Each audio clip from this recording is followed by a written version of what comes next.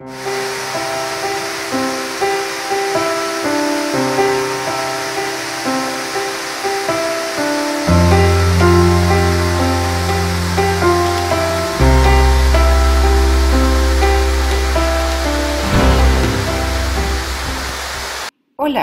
Consciousness Seeds, from Cascada Café Retiro in Popayan, Colombia. I remember who I am. I'm a sovereign.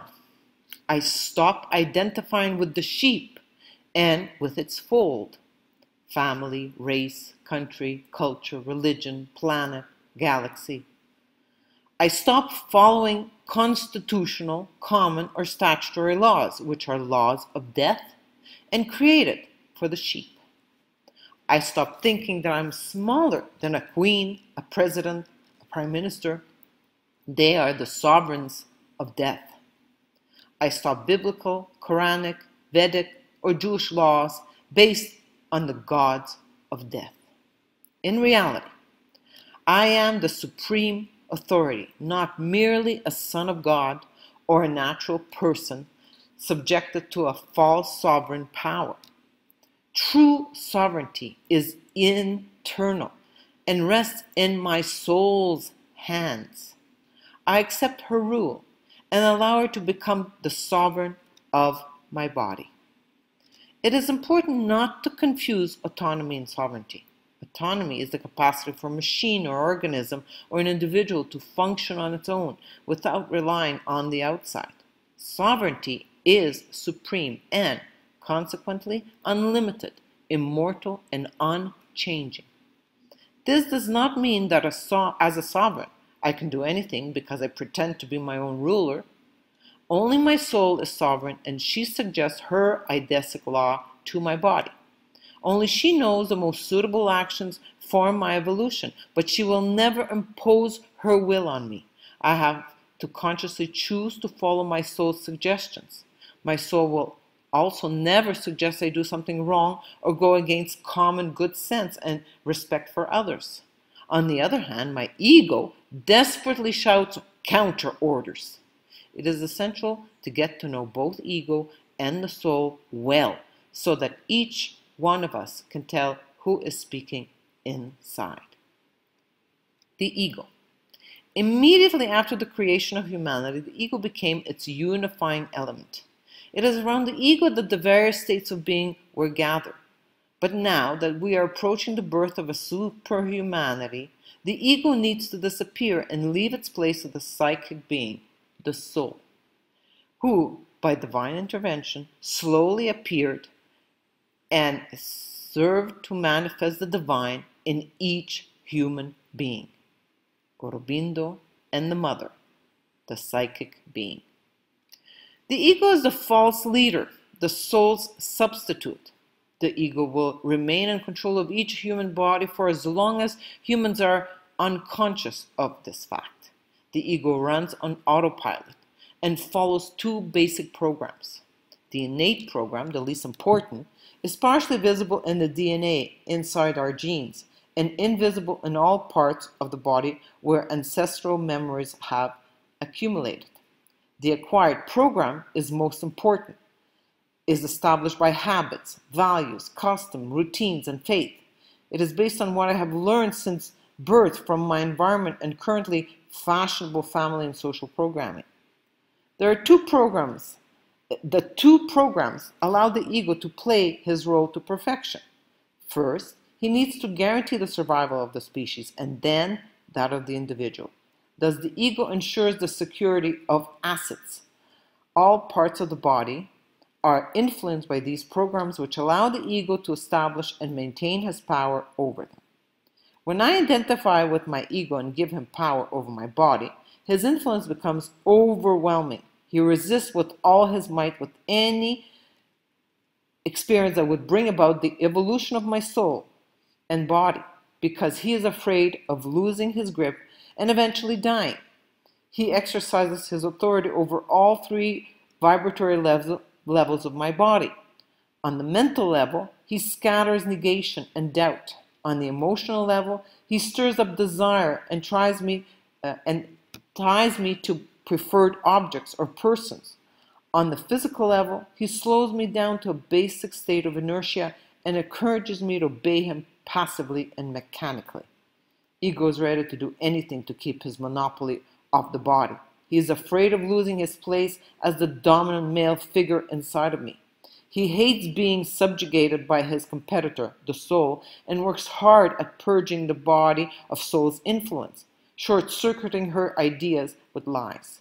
Ego also divides to conquer. The mental body is perpetually wedged between right and wrong. The emotional body cringes when his desires are denied. The physical body demands that his addictions be satisfied: sex, food, alcohol, etc. It is a vibratory war. Ego is always on the look for a good fight. He spends his time attacking others or defending himself.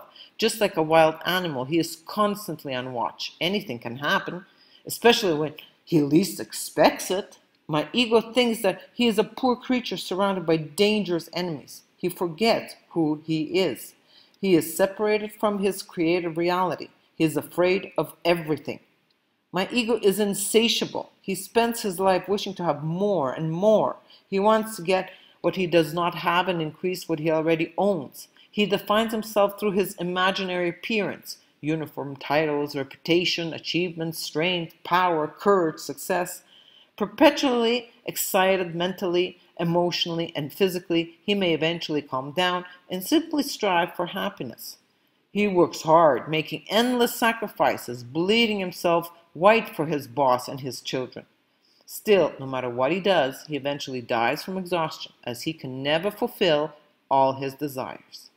The ego is in perpetual contraction. He develops high blood pressure, or when the fear is too big, he goes into depression or even becomes manic depressive. He is in a state of constant anxiety and gets constant panic attacks. When he focuses on a fear, an idea, or a need, he becomes obsessive compulsive. Suffering becomes the very fabric of his daily survival. Eventually, death becomes his only way of escape from his torments. However, to keep death at bay as long as possible, the ego resorts to many means of evasion. Sex is his main tool. Ejaculation for a man and menstruation for a woman serve to calm the accumulated tension and to reach a partial state of relaxation. When irritability and stress have reached critical new heights, men become domineering and women suffer from the famous premenstrual syndrome. After sex, drugs become easy means of alleviating psychological pain. Through the use of legal, illegal drugs, they freeze the suffering on the road to death. All these means of evasion are short-lived and illusory. Never can they offer real inner peace. To reach inner peace, I need to remember who I am, idessic, unlimited creatrix, and to achieve the union of body and soul, I must strip myself of ego and let it fall like a useless garment. Aurobindo and the Mother, Parole Vivante. The soul. The soul is a big mystery. Many things are said on her behalf because most of us, probably 99.9% of us, are not in touch with her. We say and hear silly things like the soul is sad, she suffers, she is searching for her soulmate, or that she is wandering or lost. She needs to be a good soul, which implies there are bad souls. We speak about her needs and her connection to the ancestral world. Some pretend that opening our hearts brings us closer to our souls. American blacks talk about soul brother, sister, food, and music. Some use hallucinogenic drugs, special meditations, intuition, or psychic gifts to reach their soul. Apparently, some people have no souls, and we speak about dark entities who steal souls. None of this is true. We confuse soul and emotions, what the mother calls the desire soul. It is a false soul based on ego lies, and it is related to both the mental and the emotional bodies. What clairvoyants call the soul usually represents the emotional body, also called the vital or astral body. When the physical body dies, the emotional and mental bodies continue to exist for a certain time before they dissolve. It is what we call a ghost. It is not the soul. The soul vibrates at a very high frequency that Aurobindo calls the psychic world and remains invisible to all human beings, even gifted ones. The emotional, astral, vital body is much easier to see, and this is not the soul. For clarification, the soul is never sick, does not behave incorrectly, suffer, wonder, need things, judge, forgive, want, or search for the truth. She's quiet, equal in all matters, immortal and fearless. She lives in a world of reality and truth and knows everything. She is buried deep within my body behind the heart chakra, where she is totally unreachable from the outside.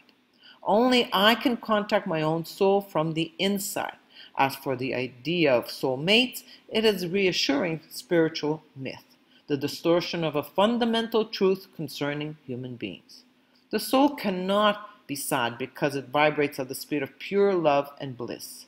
On planet Earth, human beings are the only ones who own an individual soul.